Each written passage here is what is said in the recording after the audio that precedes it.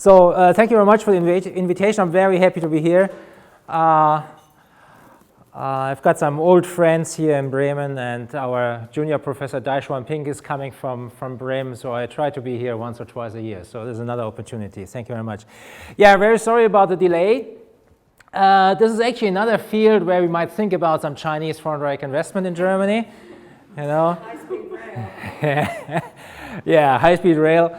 I mean, you mentioned that I have some affiliation with Nankai University in Tianjin. This is actually, it's quite far away. I think it's more than 200 kilometers from Beijing, but it's a bed town, a sleeping town by now. And if you take the fast train one way or the other, it's 30 minutes, yeah? So in the city limits of Tianjin, this train is already up to 300 K, yeah? And then you just go through to Beijing. So, okay, it's a little bit unfair because they are running on dedicated tracks, but it's very well organized. They've got very nice technology and they know how to run the story. Well, I don't tell you the story I had today. Thank you very much for waiting. And let's go into this. I thought about calling my talk today Boon or Bane, Micro and Macro Perspectives on Chinese Investments in Germany. Because I would actually like to discuss a little bit with you the issue of governmental regulation. Yeah? We're usually talking about too much regulation in Germany, and this is one of the fields where people are saying, hey, we need more. We need more because there is something not right in the relationship between China and Germany and this Chinese investment. And there are a lot of conflicting interests there, yeah? Massive conflicts. And if you look at recent press or newscasts, there's strong opposition actually to recent government initiatives. But I'll come to that in 20 minutes or so. So this is where the all started. So that's from the Financial Times. And what you're seeing here is Chinese investors picking some German technology. Of course, that was alluding to the KUKA case. And that's where, for the very first time, blood was boiling in Germany. You know, wow, we are selling the best we have, you know, and these are the key companies, and we are capitulating in front of the Chinese capitalism, etc., etc. So that started the whole thing. Huge discussion which has not been ended yet. Once again, this is something we can talk about later on, how crucial KUKA is actually for the German robots industry. Yeah? There are some voices that are saying, well, one more or less doesn't matter so much. So there are some strong voices saying KUKA is not that important as people have been communicating in the media for 1 year's time. But let's talk about that later. So that's what I want to do with you. First, a few data, then a few glances at experiences with Chinese investors, the micro-individual perspective, the issue of systemic compatibility. I want to dwell a little bit longer on that one because this is of prime importance, I think. And then the key question, shall government intervene? And then some final slides, German Angst, and the possibility of a happy end with a question mark. Okay, that's the idea. I would be happy if we can do the whole thing as interactive as you like.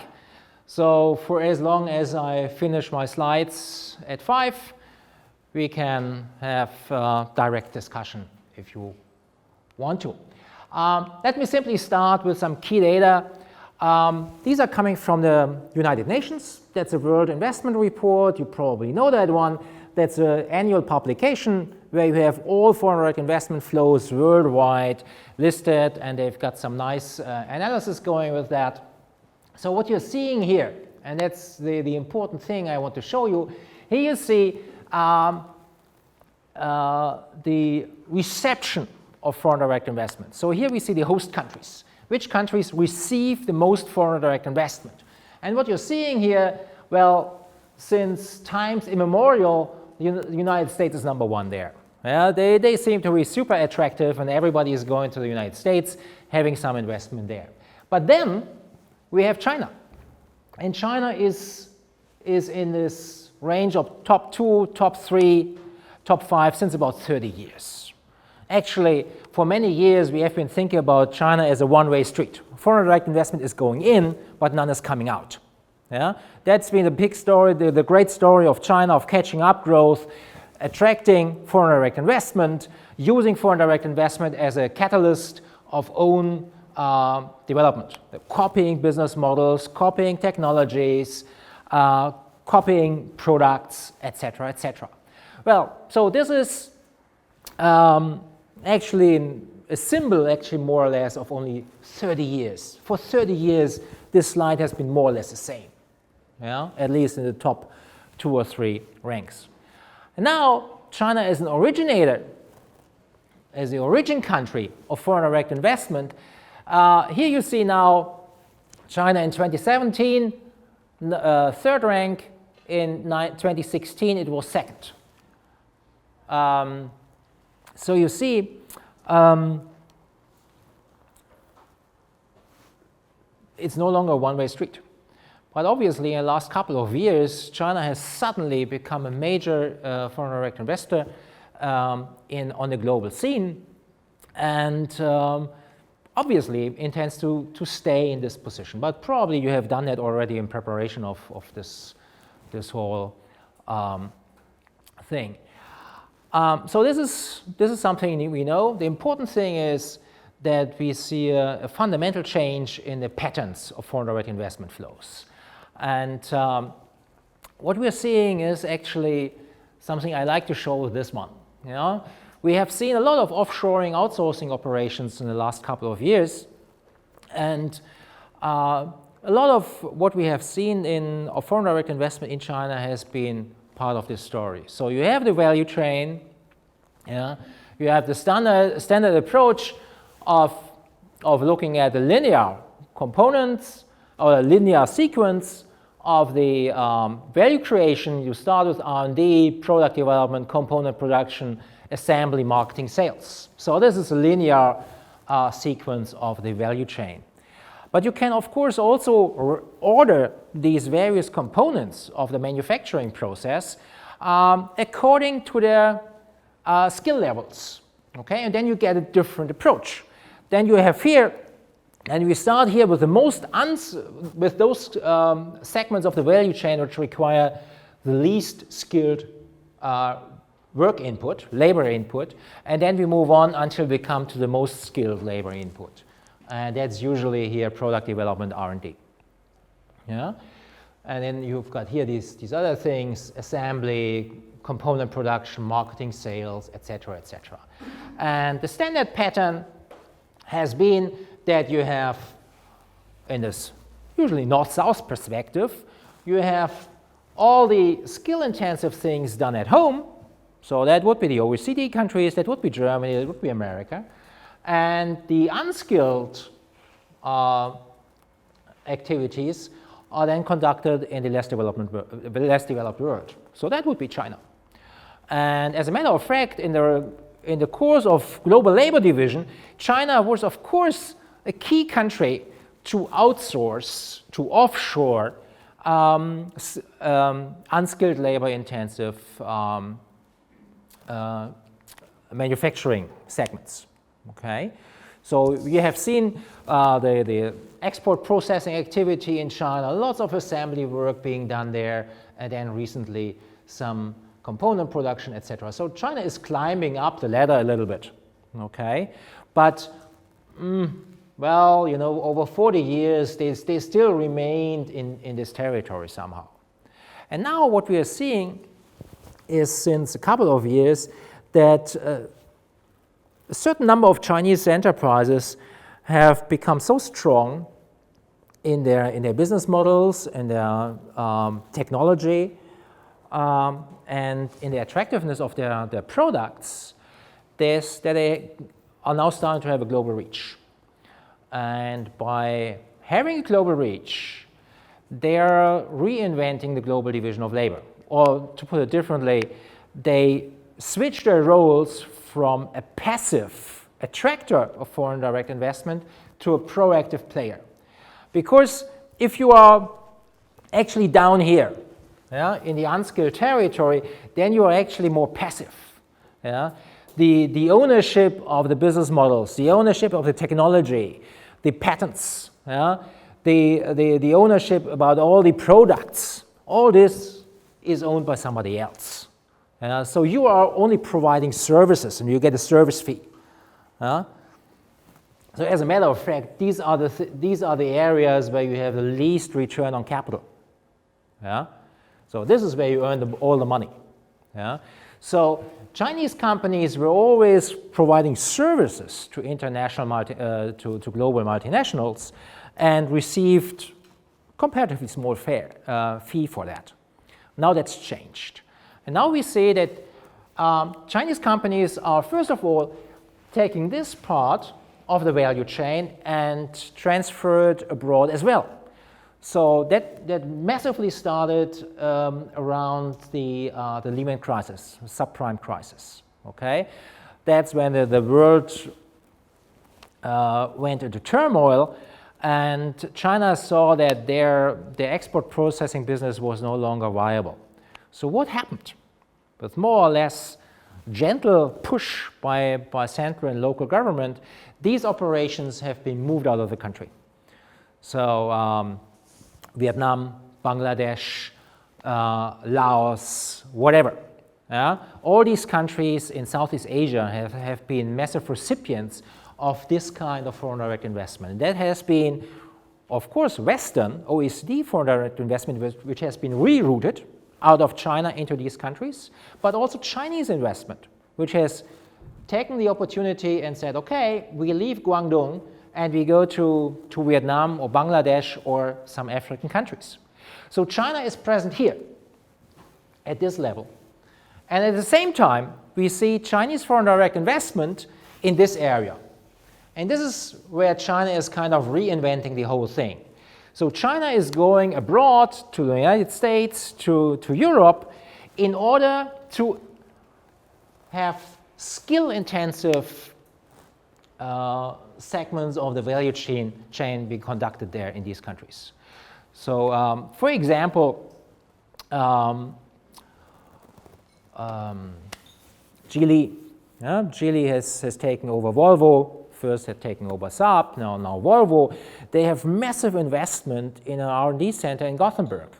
So what is happening right now is that Geely is taking its R&D or big parts of its R&D capacity and transferring them to Sweden, to Europe, to participate in the European automotive cluster and have in Gothenburg the R&D, the product development for their global operations. So Chinese foreign direct investment actually is two-pronged.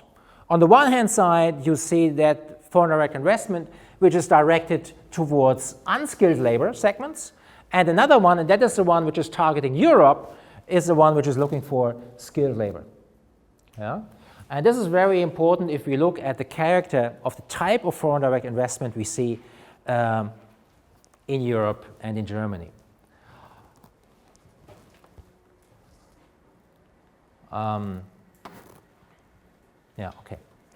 Okay, I'll jump over that because I guess you know these figures, you're quite familiar with that.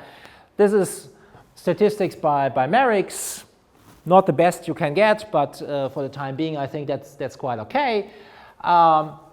You'll see massive Chinese FDI transactions in the EU, coming down a little bit in 2017, but still very, very high. At the same time, stagnating European investments, FDI, in China.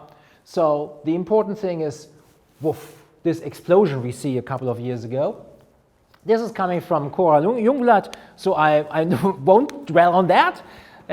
So Cora has been very, very diligent and taking apart all these investments and try to not only look at the territories where it is, but in how far the various investments relate to the Chinese Made in China 2025 industrial policy. Yeah? I will come to that in a minute, okay? But what she has done here is analyzing in how far have these Chinese investments here been related to this Made in China 2025 policy. And we see a lot of overlap. Yeah? There is substantial overlap. This is by her as well. That's once again the Made in China 2025 setup, and here we go.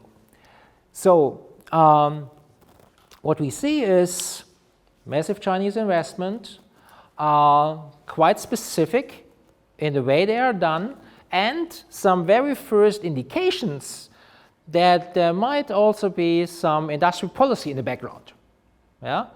Motivating companies or perhaps structuring the investment activities. Now, this is one thing. So obviously in China people are quite happy with what they're doing, and especially what they're doing in Europe. If you go to China and talk with people, they're all very happy with Chinese investments in Europe. Nobody's complaining, everybody is happy, saying, works out wonderful, we are reinvesting, we are going there, everything is very harmonious. So China is happy, or all the Chinese stakeholders I have been speaking to, they're saying it's running very smooth, and we get what we want, and no major problems with any of the German stakeholders. Well, yes, and if you go into the German reality, then you see, yeah, obviously, people seem to be okay with the Chinese investments. So it's mostly positive assessments. Yeah? Firms are allowed to continue with their old organizational structures. Yeah? Very important.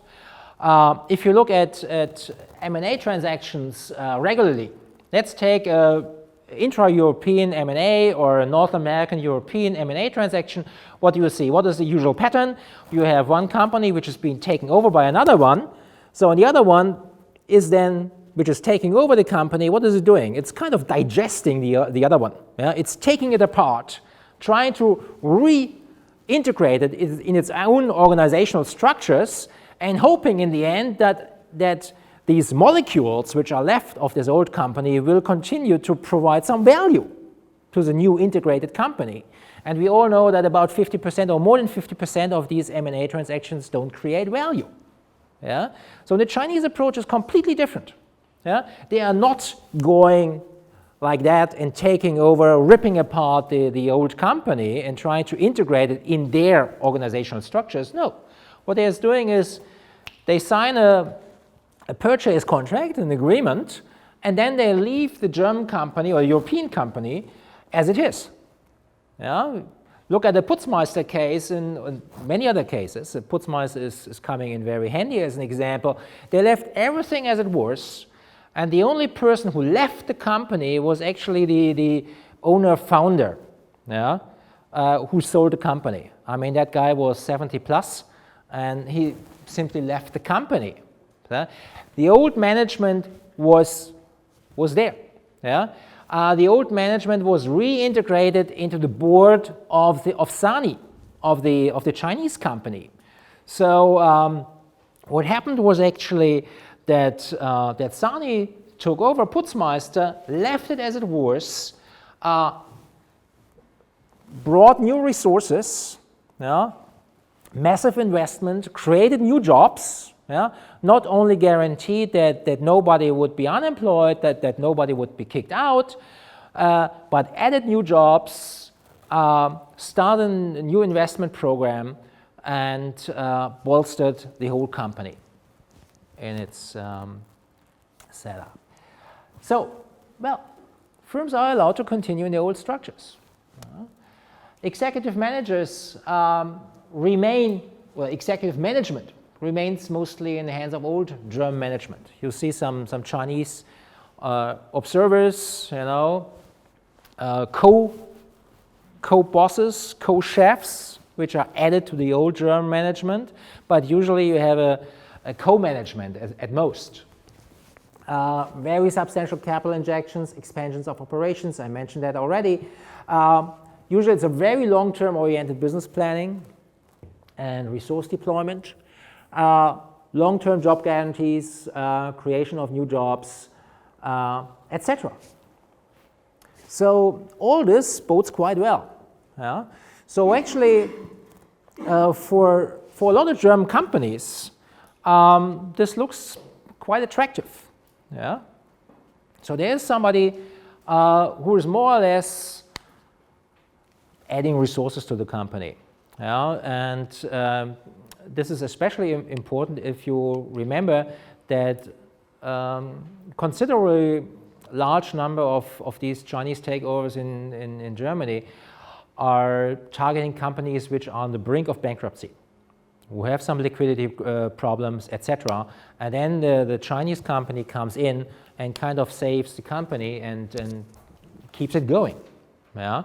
So that would be the management, but you see the same thing, and this is only German now, you see the same thing also from the labor unions.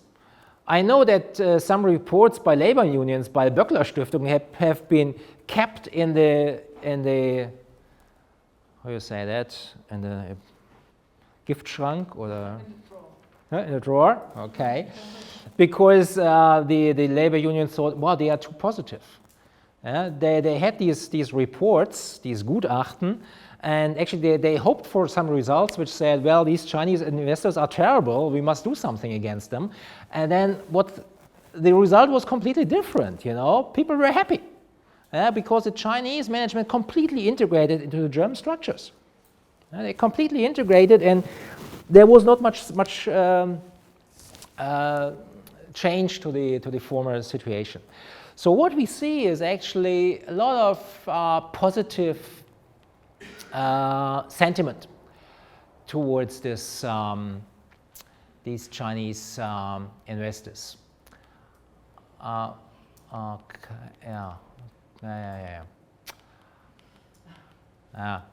There's one thing which we should talk about as well. Now, I mentioned the Putzmeister case. I guess some of you are familiar with this case? Yeah? Putzmeister? No? Well, Putzmeister is a company who is doing these pumps, concrete pumps. Yeah? They have these huge, super powerful pumps for concrete. You need it in construction, etc. When the Fukushima nuclear power plant went bust, it was a Putzmeister concrete plant which was brought there in order to bury the whole thing in concrete. So they are really at the edge of innovation. So they are really technology leader globally in this area. But the company eventually ran into some liquidity constraints and faced an exogenous shock. That exogenous shock was Lehman subprime crisis, when global demand suddenly dropped. Banks were no longer willing to provide any working capital loans or anything. So these companies were suddenly left to their own devices. And that was a little bit too much for Putzmeister. So they were looking actually for some external source. And that's when Sani came in, and according to everything I know is that it was a very, very informal arrangement. You know, the CEO just went in, had a nice chat with the owner, founder, and in 1 month they were more or less finished. Yeah?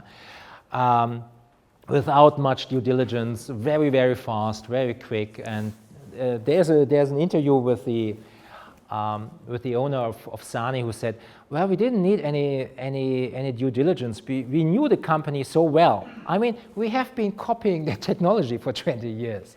Yeah? I mean, he really said that in this interview. Well, okay. But now, after a couple of years, I mean, Putzmeister is very strong.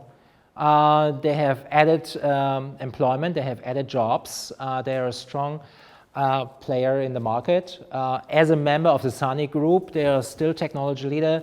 Engineering is done here in Germany. So actually what has been created was engineering, high-skilled, high-paid jobs in Germany. Yeah? That's what happened actually. But there's something else.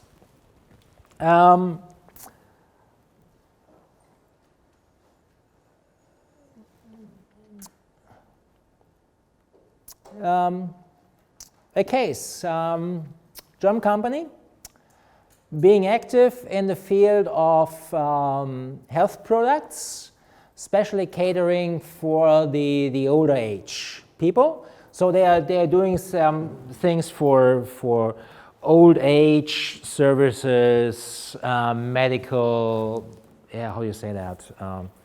Medical support, something like that. Okay, so they are.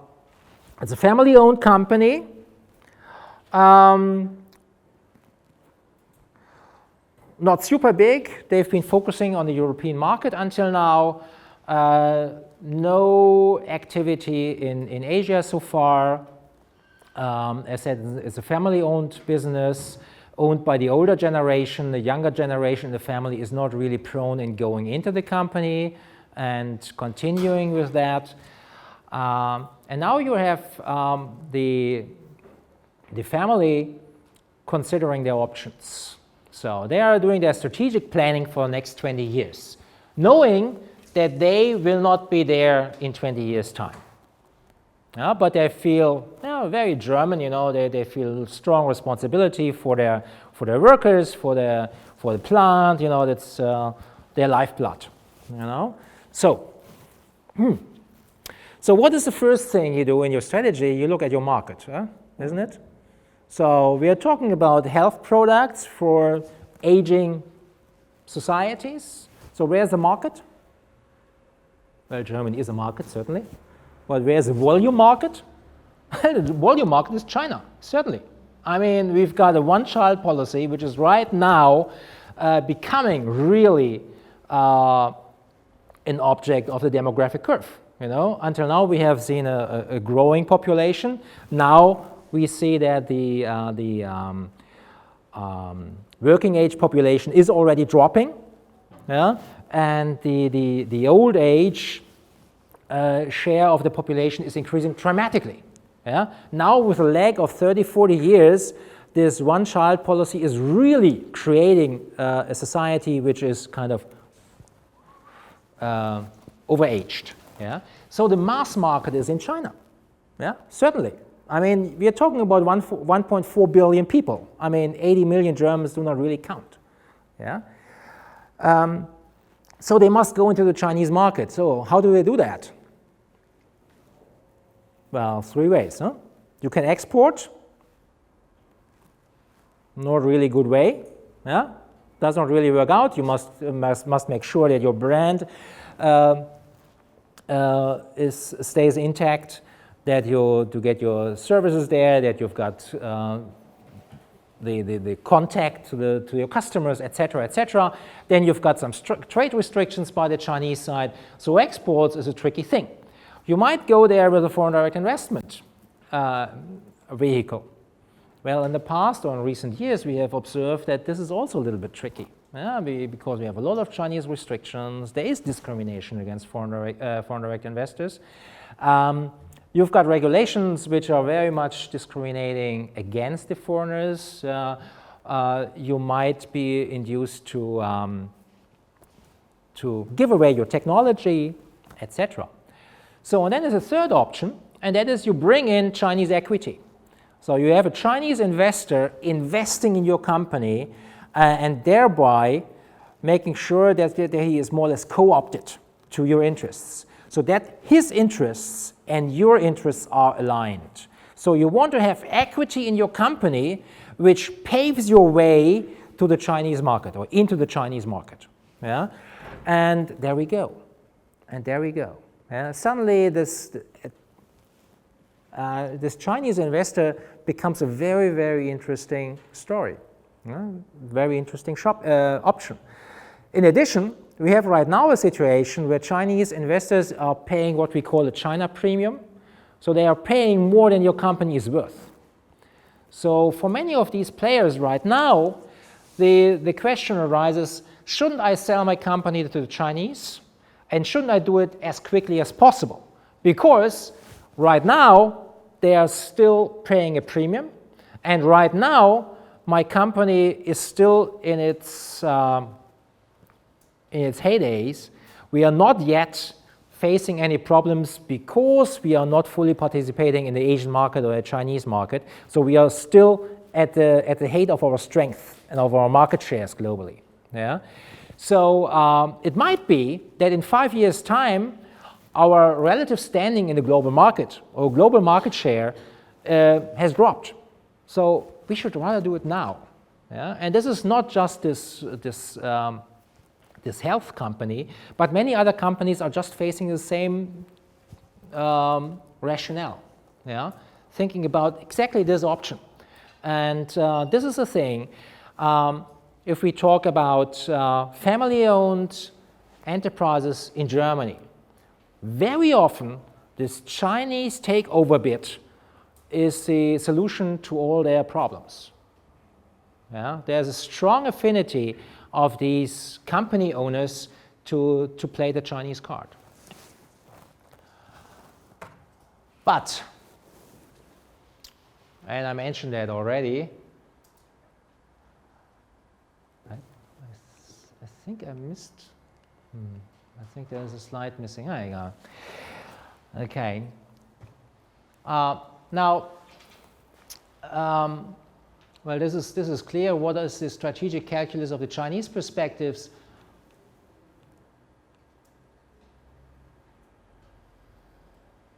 Okay. This is more or less the slide I have been looking for. Or whatever. Sorry. Yeah.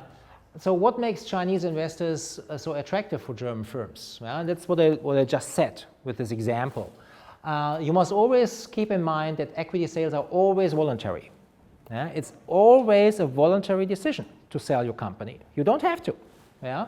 So there might be a lot of things which apply to you. End of product life cycles, outdated business models, expiring patent protection. China premium is at the time being an important parameter. Chance to uphold the German old structures. Continued existence of the firm as an integrated entity is being guaranteed. Guaranteed access to the Chinese sales market. Escape from the Chinese upscaling trap. This is simply saying that you might have a very good idea here. Let's take the photovoltaics industry in Germany, invented in Germany, okay? Great players, wonderful companies, subsidized by a German government, and none left anymore, huh? Why? Because the German market is simply too small. The European market is too small. Yeah? And PV is eventually a mid-tech. Yeah? That means that player who is in the position to upscale, who is the first to upscale, will win the market, will take the market. So what happened was actually the German investors very quickly teamed up with the Chinese side, or the Chinese side simply took over their technology. And then what you're seeing is these huge Chinese companies taking this technology, learning very, very quickly, adapting it to Chinese framework conditions, and then having a huge Chinese market. I mean, go to the Chinese deserts, go to the Gobi or the Taklamakan, you've got huge solar parks, huge. Yeah? And therefore, you did have volumes in the Chinese market which allowed these companies to enter massive cost regression paths, to upscale their production, their operations in ways German companies would never be able to do that. And that substantially increased their competitiveness, not only in the Chinese market, but then also on a global scale. So German companies which had no access to the Chinese market were the losers from the very beginning. There was no other way out. Yeah? So, and this is something, of course, we must talk about. that the huge Chinese market volume, the size of the market, is a crucial pattern or crucial parameter. And so long as German companies have no direct access to the Chinese market, an undiscriminated access, they are always in a predicament. The Chinese companies will always be in a favorable position. And here we come to the systemic compatibility. Yeah. I know there's a lot in the media right now, but go back for 1 year, 1.5 years. I don't know who of you has been seeing that, but Xi Jinping gave a talk at the World Economic Forum in Davos, and of course it was kind of a juxtaposition to Trump, who was just in office and started unraveling the global economic order. And Xi Jinping stood up and he made a speech which could have been drafted in Freiburg, the ordo-liberal school in Germany. It was so pro-market, it was wonderful. It was really like the savior of the liberal market economy. Yeah, wonderful. Really, it was a typical German Freiburg speech. Yeah, and well, the reality, of course, and we know now, is different. Yeah? Chinese economy is not a liberal market economy, but we have something there which is not a planned economy, not a market economy, but a Chinese communist-style capitalist system. And I bring here you a couple of these elements. So we do a couple of reports actually for background reports for trade disputes. And what we are doing all the time is we are looking into the CVs of the board members of Chinese companies. And we are never disappointed because we know what we find. We know that we find that all board members are, of course, party members, but it's not that they are party members, but they are also, in the past or right now, do have important party functions. They have positions in the party hierarchy. Then we find that these people in the past or at the same time do have important government functions. And of course, they have their board functions, as CEO, as chief executive of various functional areas, chief operating officers. And this is the thing. We have in China actually a collusive environment, where the borderlines between party, government, and company leadership are completely blurred. Yeah? We have in Germany a very clear-cut system. You've got the regulators, and then you've got the regulated. And there should be a very strong firewall between them. Yeah? That's at least the ideal. Okay? In China, nobody thinks even about such a firewall. Yeah? It's one thing. Yeah? There's a completely fuzzy borderline there. Yeah? For example, I know, for example, in the financial sector, insurance sector, the branch minister or the head of the regulatory body used to be the CEO of the largest insurance company. Yeah. So the most impressive thing we ever found was actually a party member who was at the same time CEO of a steel company and vice governor of a province. Yeah? Just imagine. Yeah? You're CEO of a company and at the same time vice governor of a province, very high-ranking government position. Yeah? So this is a completely different quality of what we know here. Yeah? So obviously, we are dealing here with a different economic setup, and it's important to understand that. A lot of people in Berlin and Brussels are always treating China either as a centrally planned economy, which it is not. That's a thing of the past, since 2 or 3 decades already, or as a nascent market economy, which is also not correct. China is right now operating in at least at the time being, very stable hybrid state, which is created out of this collusive system where China is more or less featuring one integrated elite, party, government, corporate leadership is unified in their goals, in their interests, and in they share the same long-term horizons, okay? And that makes the Chinese system so peculiar. Yeah? You do have plans, yeah? You have, for example, here, Made in China 2025. That's one of the key flagship plans we have in China.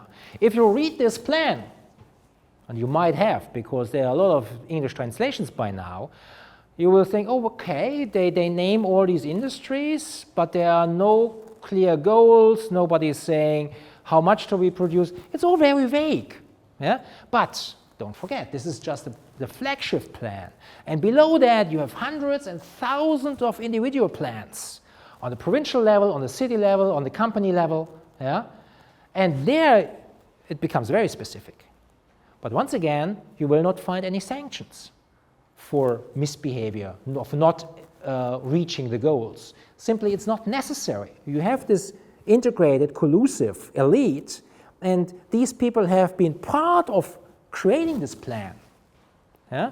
So this plan is bottom-up, top-down. Yeah? It's more or less, it's a bottom-up thing. Yeah?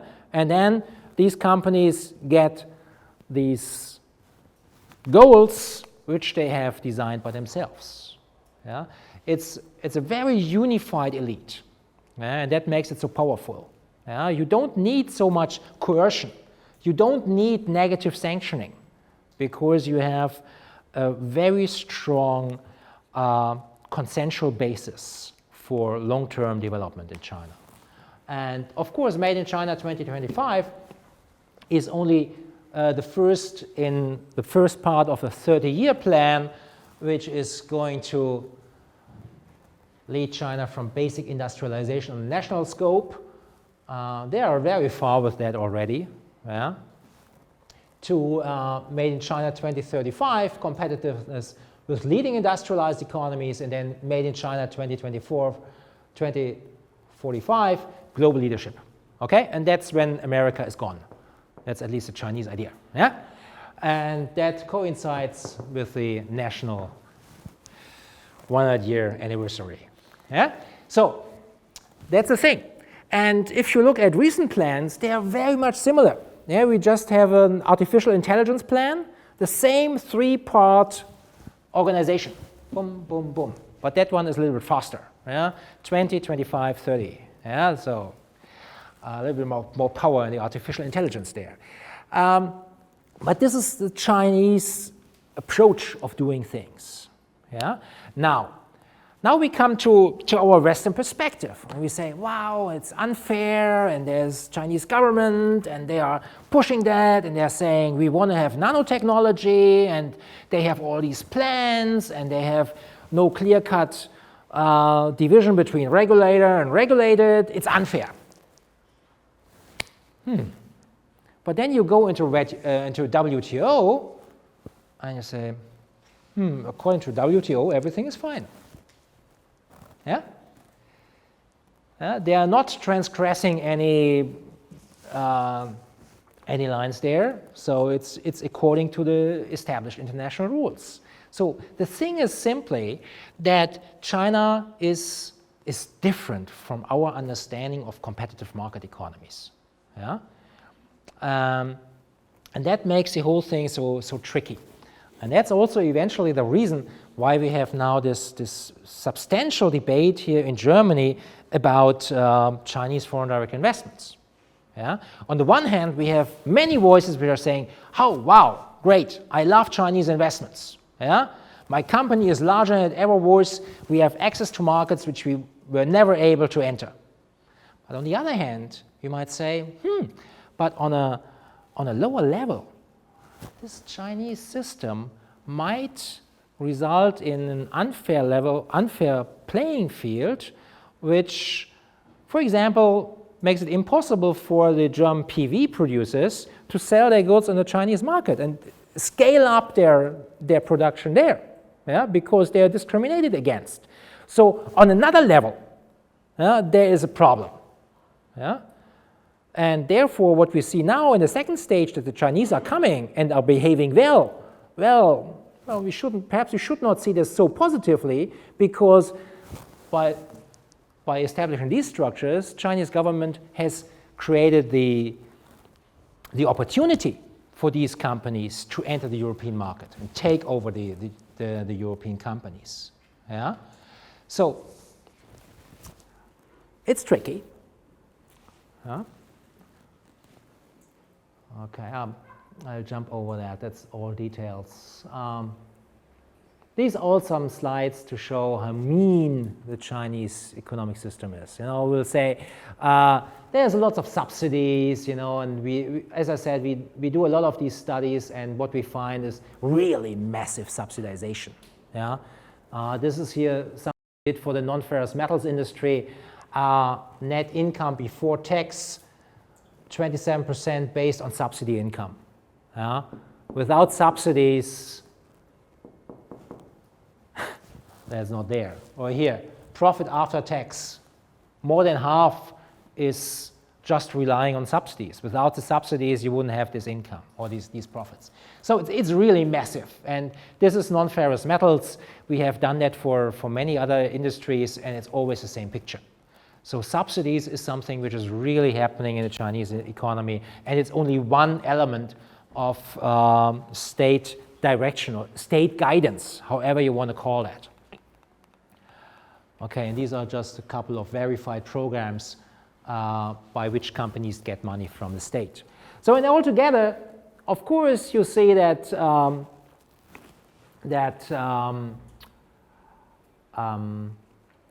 all this is impacting on the European economies. Yeah? It's disrupting our competitive economies. You have shock waves of distorted prices, inefficient resource and goods allocation. You have a crowding out of better firms. Yeah? Due to the wrong prices, you have therefore reduced development dynamics, artificial economies of scale, yeah? Because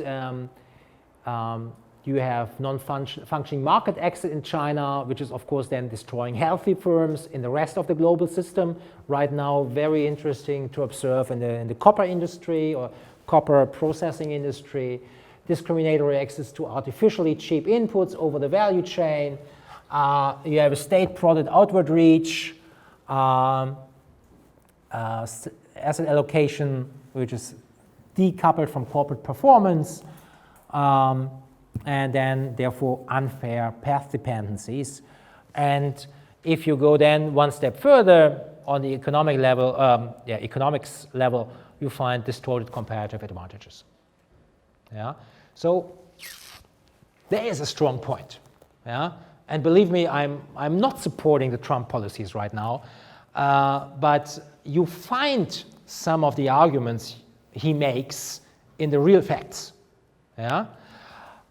So there is a problem with China, and I'm saying that with somebody who is very sympathetic to China. I've been living there or I've been working with China for the last 30 years. I mean, so we do have a problem, and we really do have a systemic incompatibility. That's a big problem.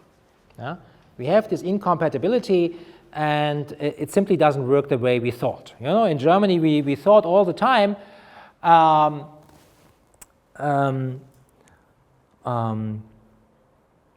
Wandel durch Handel, change by trade. This is one of these German keywords. Wandel durch Handel.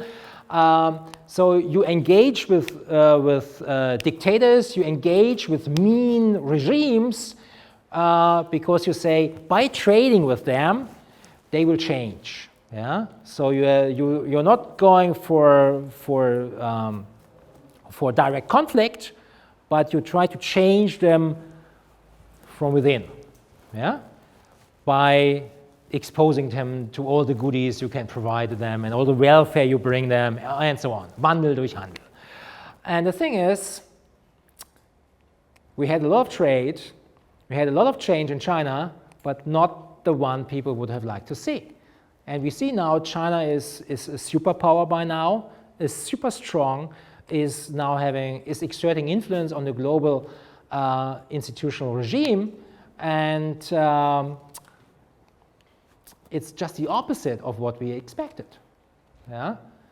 Actually, right now with Xi Jinping, China is very self-assertive and is actually unwinding some of those things we thought we had achieved with China already as a country or a society which is on the path towards a more liberal, I'm not saying democratic, but more liberal and market-based system in society. No, it's been unwound right now. Unwound. Okay. Now, okay, so we have the problem. And the question is therefore, shall government intervene? Shall government intervene? So this is the current mandate of the German government. German state has the authority to stop the takeover of a German firm by a foreign entity against the expressed will of the German party whenever such an acquisition endangers the national security of Germany. Yeah? So this is actually what the law says, nothing else. Yeah? And there's a threshold level of foreign participation of 25%. Yeah? But if you cannot observe the characteristic of an endangering of the national security of Germany, then the German government must have a hands-off approach. Yeah? So, for example, Putzmeister, this concrete pumps, don't tell me that intervenes with German national security. So even if German government wasn't happy with that deal, they would not have been able to intervene. Okay? If we look at the EU regulation, then you see a little bit different situation. EU regulation is more extensive and allows takeover restrictions also in the case of an impairment of national energy supply, dangers arising to the free expression and formation of opinions, to excessive concentration building in the media sector. So that's the idea people had, that one company or one person is controlling 50% of the media outlets, TV shows, or the TV Sender, was sagt man?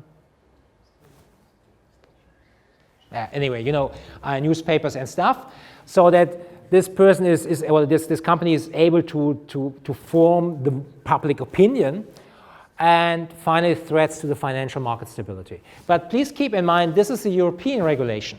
The German one is more restricted. Okay? And this is what is still in place, actually. Yeah?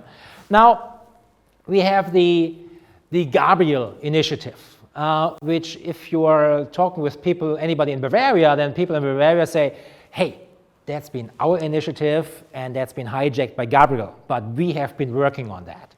So, and that was something which has been talked about a lot last year. So he said what he wanted to introduce, government authority to stop takeover transactions whenever the purchasing party accumulates more than 25% of voting rights, the minority threshold, blocking minority threshold, and one of the following situations pertains. The investment is motivated or influenced by industrial policy in the acquiring firm's home country. The purchasing firm has access to governmental subsidies that partly finance the acquisition. The acquiring party is a state-owned enterprise. Well, doesn't have to be 100%, can be a little bit less.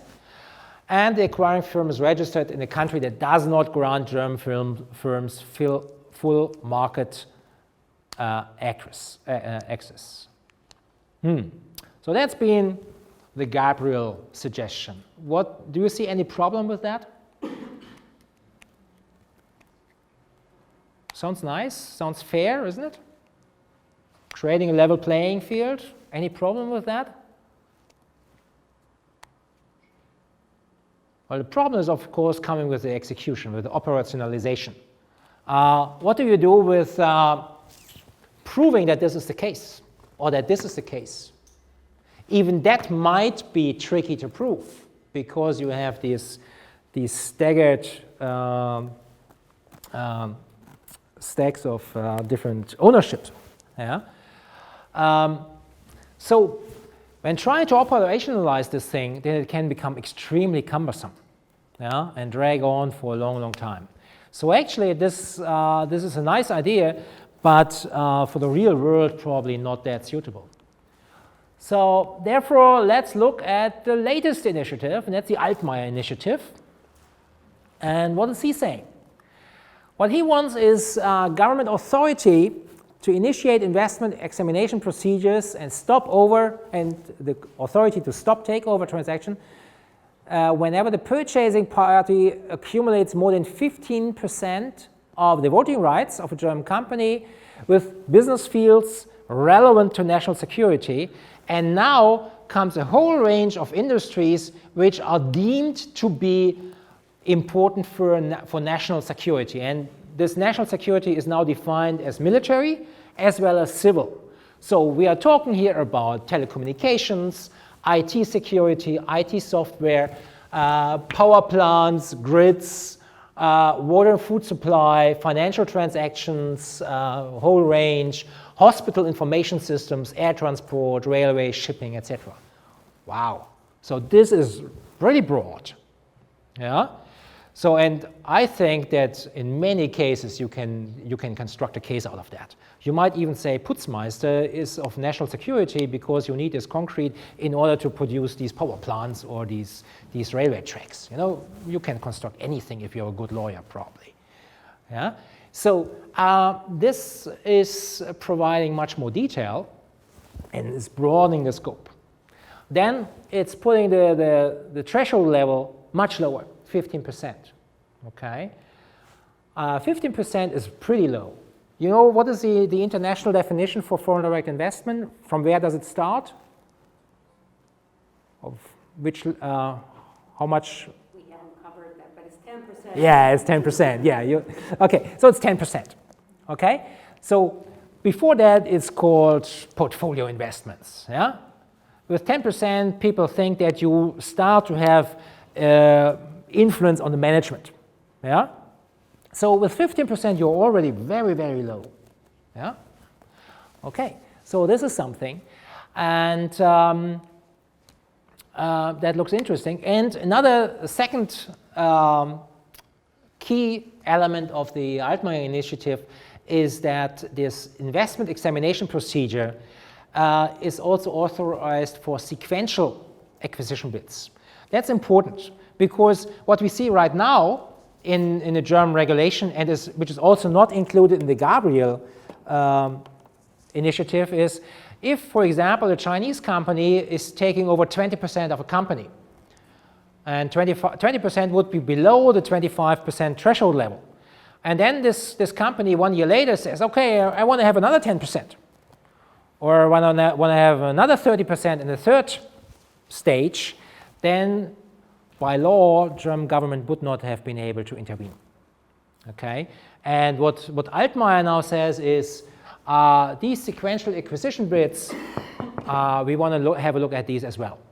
So whenever this pertains, you can construct a national security case, then you can look at any transaction, even if the Chinese investor already holds 28% in this company. Yeah, you can look at each individual case and try to stop it. So I've got the impression that this is going to become law next year. There's a little bit of refinement to be done, a little bit coordination with our European partners, but I think we are going to see something like that coming very quickly. Yeah. And now, what's the reaction of the German public? Have you read the Handelsblatt? I think that's your daily routine, isn't it? That you read the Handelsblatt. Huh? Well, the chef of the German Bundesbank has just recently voiced his concerns and said, oh, well, we must be careful with these examination procedures, we must let everybody in, we must be very careful, and it must be only really national security issues which should allow us to stop this kind of thing. So that was Weidmann. And just a few days ago, also the BDI, German Federation of Industries, which is the association of German industry. So these are the people we want to protect from the Chinese investors. Or do we? Next question in a minute. These people say, no, please don't do that. Yeah? So they are having a huge press initiative saying, no, we must be careful, only national security, we cannot simply block all foreign direct investments and Chinese investments. We are looking forward to Chinese investments, we are profiting from Chinese investments, and we want to have as little governmental interaction or discretion in this as possible. Ooh, okay. So what is going on here? What is going on here? Now, I just said these are the ones we want to protect. Is this correct? That was not correct. Because we have, and I think I must have missed a slide, otherwise I would not have. Okay. So I've just been stumbling over myself. Okay. Why do you think this might not be correct? Just 50 minutes ago, I tried to show you that these owners of these companies usually are very interested in Chinese investors. So they have an interest in continuing with that. So whose interest is this? So that would be, in the understanding of the German government, the interest of the larger German society. Okay? And their argument is simply, we have all these, especially Germany, has all these hidden champions, these SMEs. Yeah? And many of these SMEs are prone to fall to the Chinese attraction, to sell themselves to the Chinese. And if this happens, then we might run into a really dangerous situation in 20 years' time. Because right now, everything is fine. Right now, the German engineers of Putzmeister and all these other companies are working for the Chinese from Germany. They are providing jobs in Germany, etc., and everything is fine. But what happens in 20 years' time when China has become much stronger, when Chinese artificial intelligence has taken over, when our comparative advantages are no longer that strong? Then the Chinese will simply get rid of these companies and we are left here with nothing. Our industries, our patents, our engineers, it's all gone. So they're taking a patrimonial position. They want to nudge German companies not to sell, because they say, you might be interested in doing that now, but think about the long-term interest of the German nation, therefore we must stop you from doing that. So that's the argument. And the argument is, of course, that all governmental paternalism implies a curtailment of existing private property rights. If you restrict somebody, stop him from selling his company, you interfere in his property rights. I mean, I would be very angry if I was owner of a machinery company, would have the chance to sell this company now for 300 million to a Chinese investor, get stopped by German government and see 15 years later that this company is going bankrupt. I wouldn't be happy. But that's what we are talking about here. That's exactly what we are talking about. We are talking here about the expropriation of private ownership in favor of a greater national interest. So this is a big debate. And this is why you see people like the BDI arguing against this government initiative. And the government trying to represent the whole people and talking against it, arguing against it.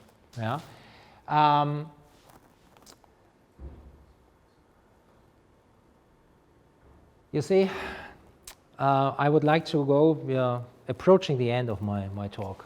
Don't be concerned. What are what is the rationale here? So what are the key concerns and fears in Germany and Europe? So the first one is, of course, the sellout of industrial core assets and the loss of future-oriented industries, technologies to foreign owners. That's the most important argument. Then conflicts born out of different corporate management styles. The concern that some takeovers might have been facilitated by blackmailing practices. So for example, Extron, you remember? Extron was blocked by the Americans interfering. Yeah? The German government said, okay, we are not concerned, this can happen. And then American government, that was still Obama, I think, said, hey, listen, Extron is involved in chip production which we are using in our military operations. You cannot give this to the Chinese. Okay, so the German government said, okay. And Extron had the very interesting situation that they had first large orders in China. These were cancelled, and after cancellation of these orders, the Chinese made their takeover bid. So you might say that this is smart business management, or unfair, or mean, or whatever. Yeah. But it was understood as blackmailing and unfair. Then the point that systemic market overcapacities, non-market overcapacities in China destroy the foundations of German business models and thereby turn them into acquisition targets. So here we're talking about the scaling up argument I brought up 15 minutes ago.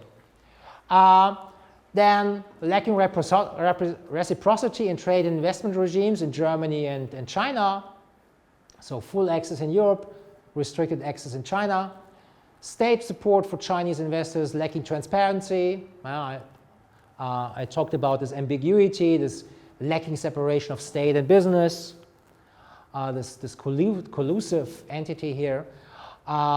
Negative impact on the market regime in Germany if the Communist Party and political circles in China intervene in business decisions of Chinese firms in Germany. Yeah? I mean, you might imagine that Putzmeister, which is now fully controlled by China,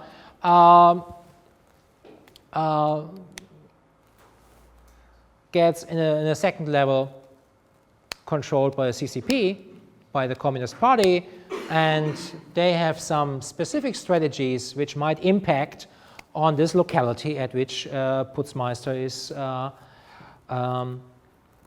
is located. Or if we talk about German Deutsche Bank, yeah? There has been a lot of talk about Deutsche Bank when the Chinese investors came in there. And then finally, danger of Chinese control over security relevant industries and technologies. China as a military threat and non-status quo power, which they certainly are. Yeah? Now, I think these are the 8 key arguments you find in favor of stronger governmental interventions. Yeah? Now, let's have a look at these once again. Sell out of industrial core assets and loss of future-oriented industries and technologies to foreign owners. I think we could discuss this topic probably for a whole day. Me personally, I'm more of the liberal kind. I would say I wouldn't accept that argument, because that argument is determined as a function of entrepreneurial spirit and the regulatory framework. So I would not accept that argument as allowing more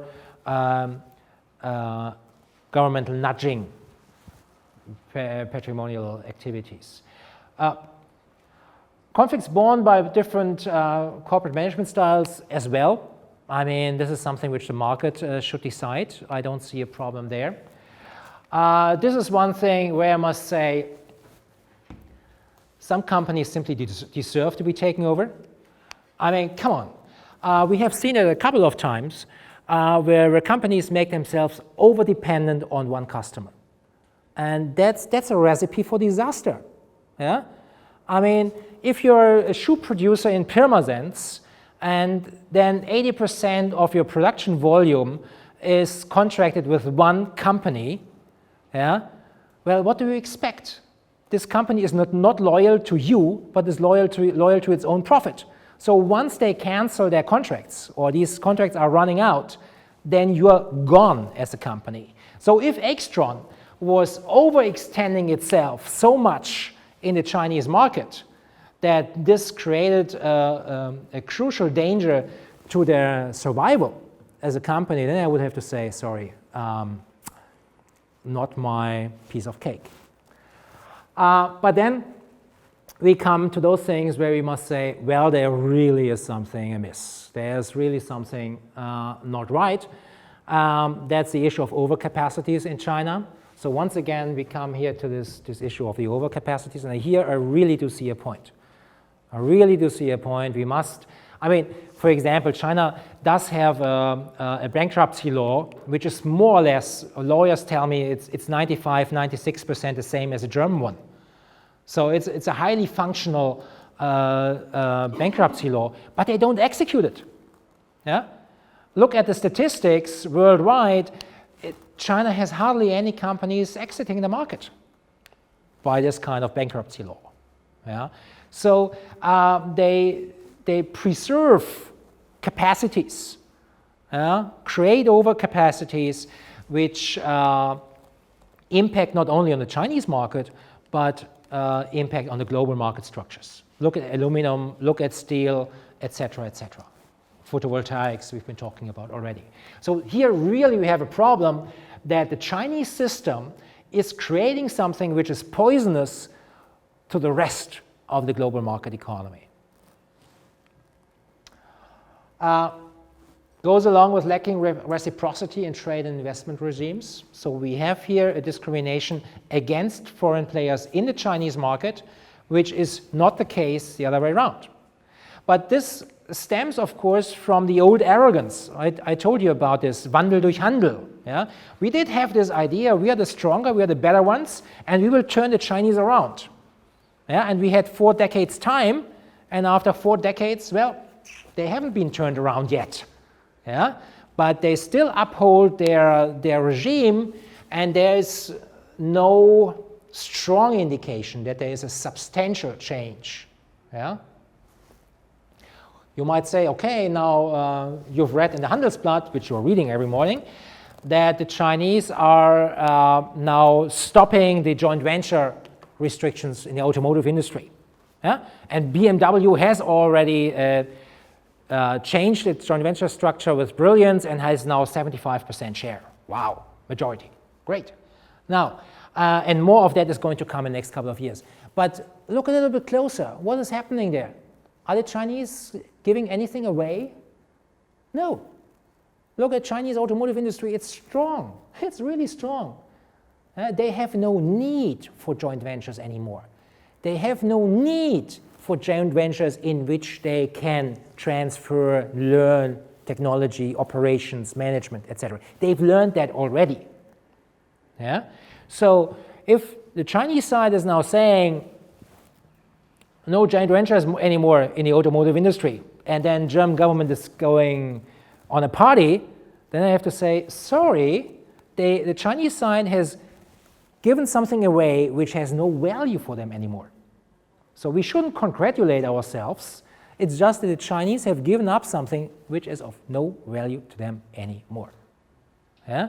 And I don't expect anything else to happen in this field for the next couple of years. The Chinese are not going to give up anything which is still of any value to them.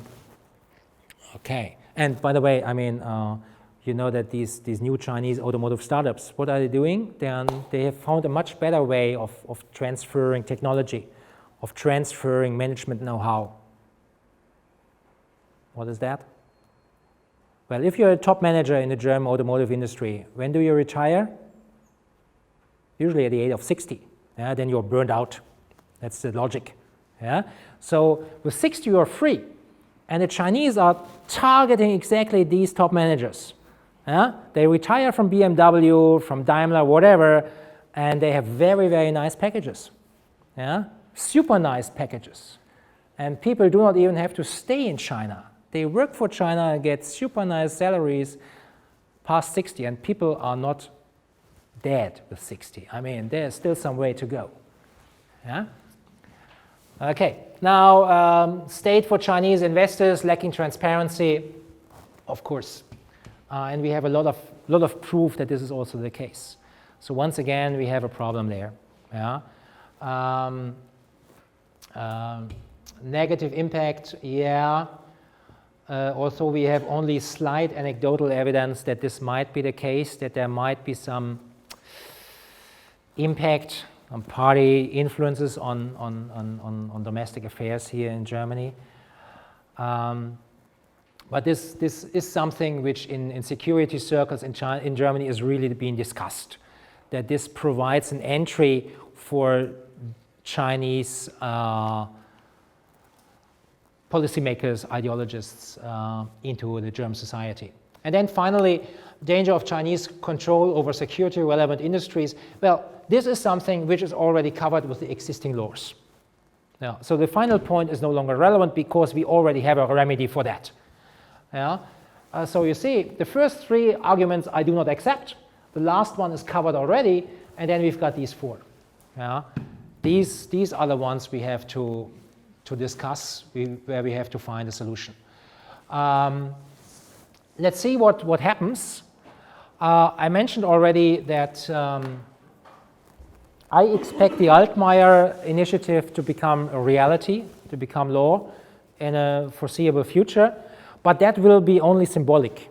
I think that will by itself not help us very much. But the key will eventually be the continuation of discussions with China. So it's once again diplomacy, it's once again engagement, and I mean, Europe is right now in a window of opportunity. I mean, if Europe right now would be strong and would not have so many self-inflicted problems, you know, with Brexit and Italy and God knows what, you know, could name a whole list there, Poland and Czechia and okay. Yeah, then Europe really would be in a very powerful situation to engage with China and leverage its own ideas about how the global economic governance regime should be structured. So Trump is taking the US out of the system. Yeah, he's leaving a void, and this void must be filled. It can be filled by Europe and China together, or it will be China which is filling that. That would be bad. That would not be in our interest.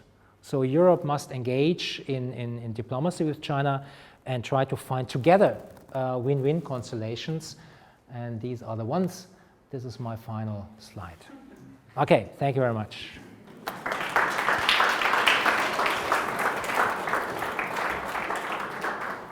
So I didn't get any questions from you yet, so you are free for comments and stuff. Or you are the master. Yeah. So I reserve the right to ask the first question because I have to leave, unfortunately, exactly at 5. Let me ask you one question, and maybe that gets the discussion going. So I, of course, really enjoyed the talk, and we are very much on the same page, so I would have ticked the same boxes. But then we get to the sort of nitty-gritty of the machinery that we have with which we could tackle this problem. So one of the sort of models, one of the few models is the US system, so CFIUS and the review process. Yeah. But given the points that you ticked on the list as being problematic, do you think any kind of a traditional review process will actually help us in this case? Because a lot of these things you've already alluded to, it's a huge information problem. So how do we review something on which we have little information? The information we have is troubling, and it's coming from people like yourself, you know, doing the work that you do. But overall in public administration, you know, the machine is set up to sort of eat certain kinds of things, and we're not able to feed it. What could then be the alternative? Yeah. You've alluded to one here, which is, you know, focus more on the other side, focus more on an equal playing field in China and worry less about screening over here. But I'd like to hear your views a little bit on that. Yeah, you're right. My first impulse for an answer was really to say, let's try to let's try us to determine the front where we want to fight. And that would be, let's try to change the Chinese system, exert pressure on them in China, yeah, to create a level playing field there. Otherwise, I think once in a while the EU is really smart. I really liked what they did in the market economy status discussions. You know this? China entered WTO, and they thought, because the contract is really ambiguous, yeah, it's really ambiguous, and the Chinese argued, well, after 15 years, we have the right to get market economy status, and if they have market economy status, they can do whatever they want, yeah. With market economy status, Europe would have accepted that China is a market economy, and all these things here. All these things here would have simply disappeared. Yeah? We were not allowed to understand that they exist. Yeah? We would not have been allowed to. So, and the Chinese were exerting huge pressure, and I know that people were really afraid.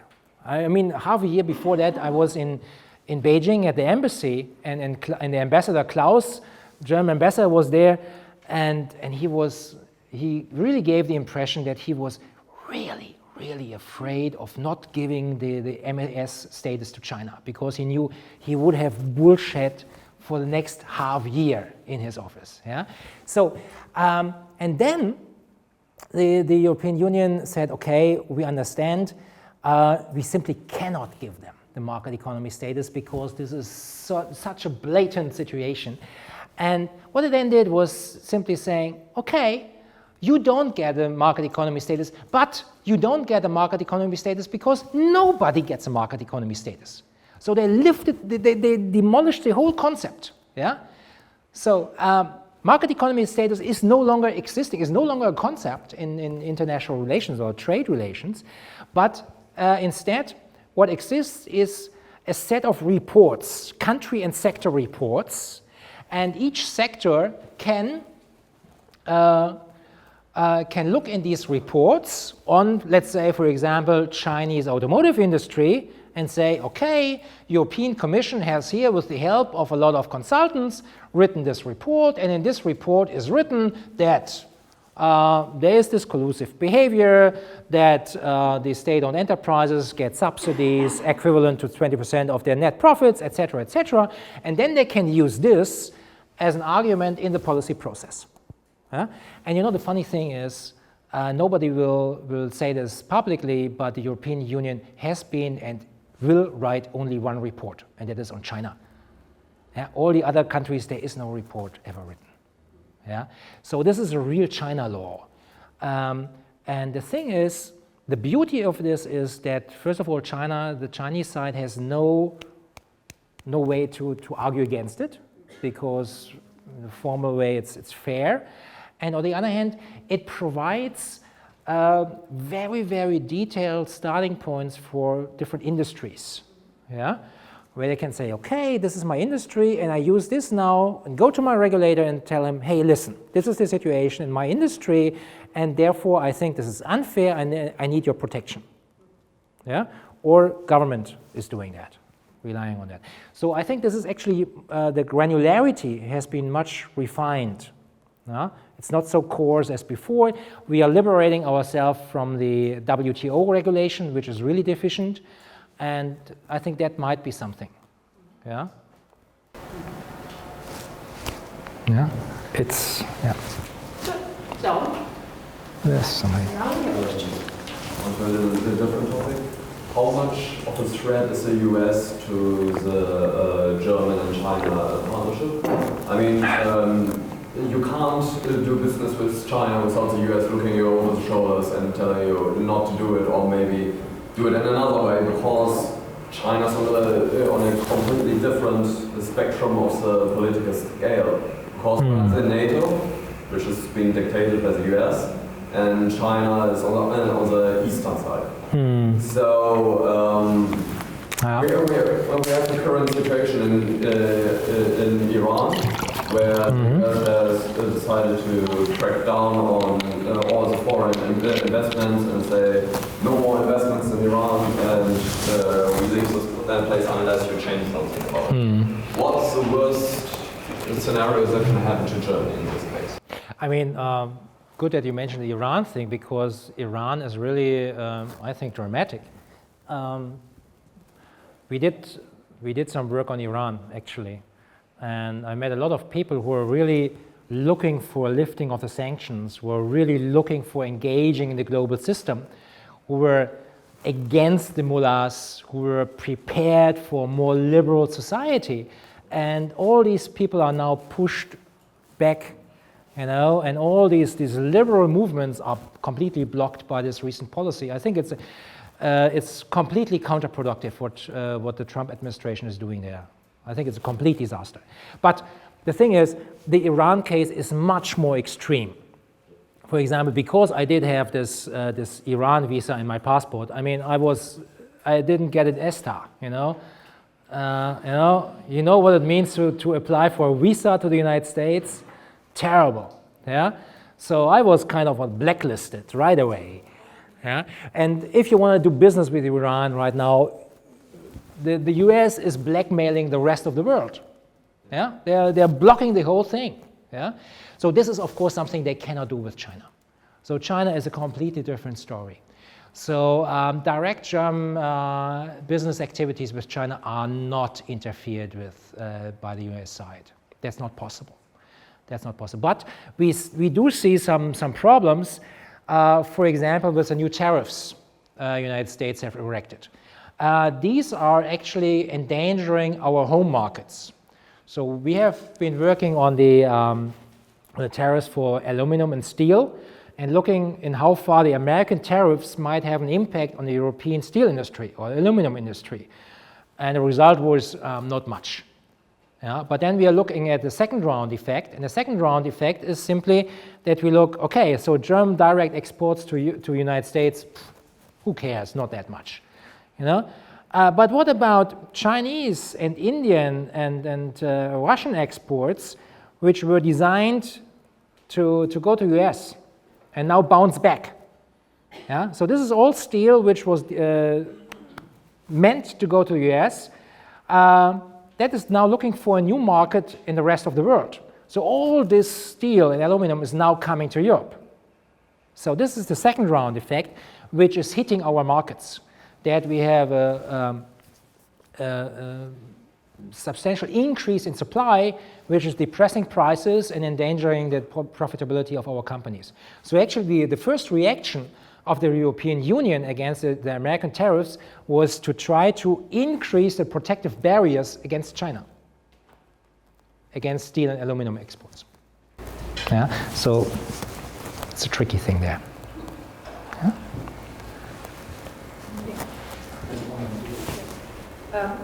You're a member of this new German innovation platform. Yeah. Mm-hmm. I mean, talking about the technological development of China, they have massive amounts of resources. Yeah. They have a lot of graduated people that have graduated in other parts of the world and are now coming back to China.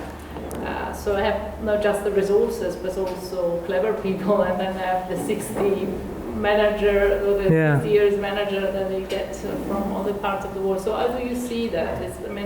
Because the policy was from imitation to innovation. Yeah. We have seen already the first investments, Chinese investment in the battery sector, for instance, for the next generation of car done by Chinese investor in Germany. Yeah. So we will have this now sort of new wave of investment of high technology investments, greenfield investment of strategic acquisition. Yeah, I think we are certainly going to see that. And I see really China becoming a major innovation power. It does not look like that at the time being.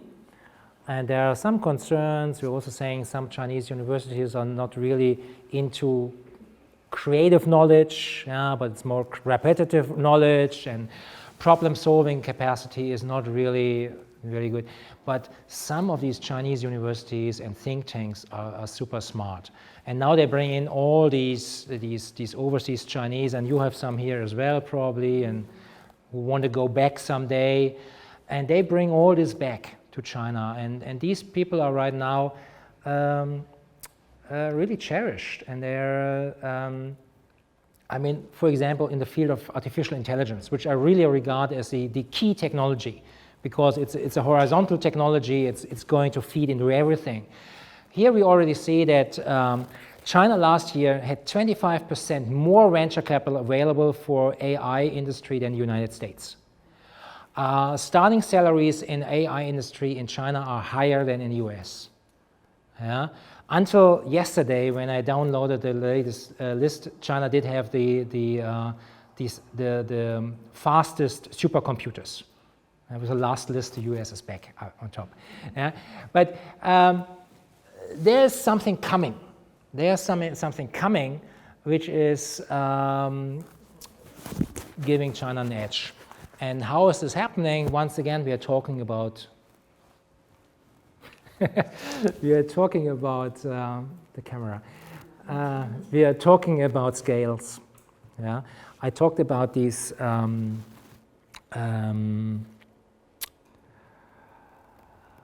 overseas Chinese coming back after having studies and worked in the United States. I know that some of these company founders, they get from local government data sets.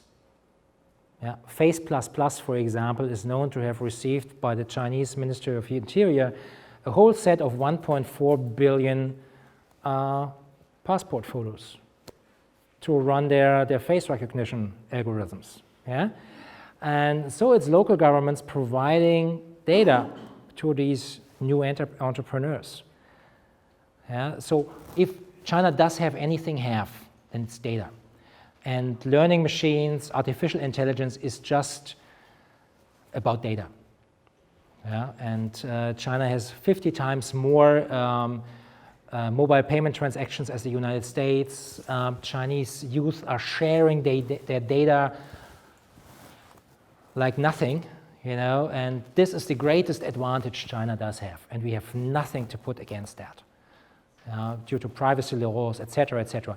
But China is using this without any compromise, and therefore Chinese learning machines will be better and faster than anything we have in Europe. And they have a starting advantage there. I think it will be very hard for us to take over. So you have to leave, sorry. Now, unfortunately, yes, I'm looking at the time.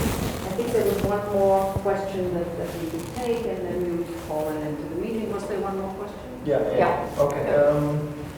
Okay, I tried to put it into one question, it was actually two. Okay, first of all, thank you very much.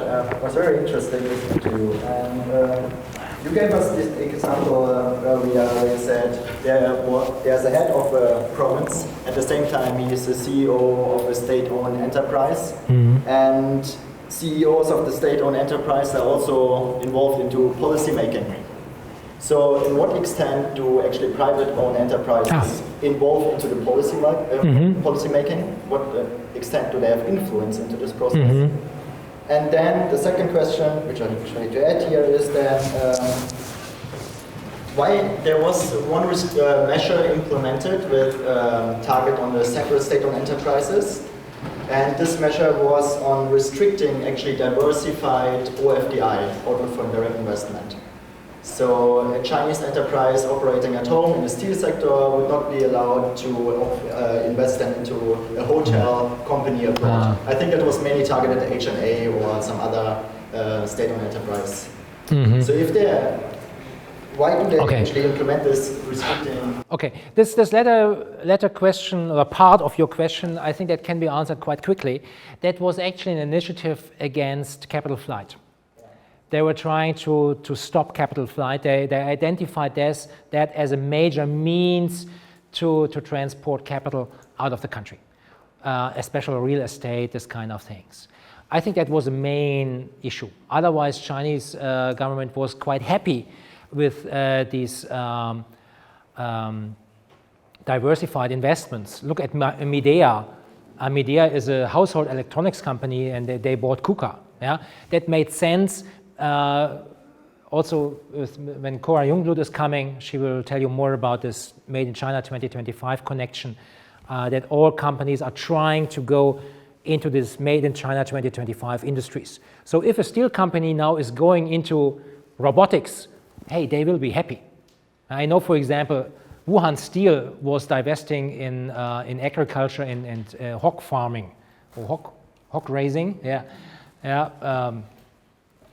So they rather go into robots. So there are many exceptions, actually. Yeah. So that was really targeted against capital flight.